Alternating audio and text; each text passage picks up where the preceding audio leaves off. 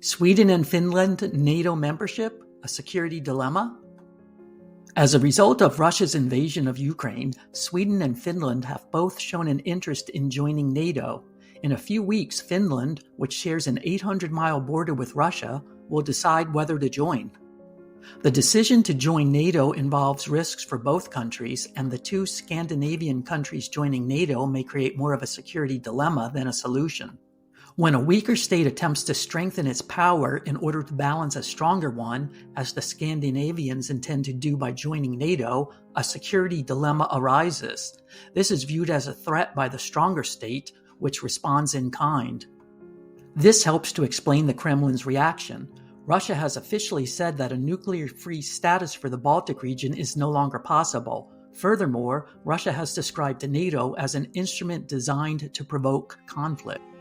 As a result, Russia now may pursue two strategic options for balancing power against an expanding NATO.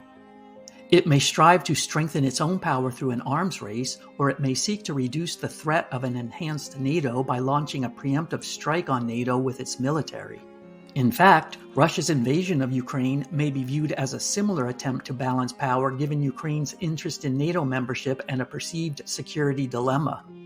First, Russia was not able to balance power through a conventional arms race. Second, Russia was not able to forge an alternative alliance that could help restore balance. Accordingly, Russia invaded Ukraine. And Russia's Ukraine invasion may be a horrific first step. Given the time and money involved in trying to match NATO's superiority in non-nuclear forces, and given the perceived extra threat of a significantly enlarged NATO on his doorstep, Putin may consider a preemptive nuclear strike his only option. Putin has made it clear that if faced with a threat he cannot address through other means, he will resort to nuclear weapons. In this regard, Russia's recent development of hypersonic cruise missiles could be a game-changer. Experts believe NATO has yet to build a system capable of reliably detecting hypersonic cruise missile trajectories and speeds.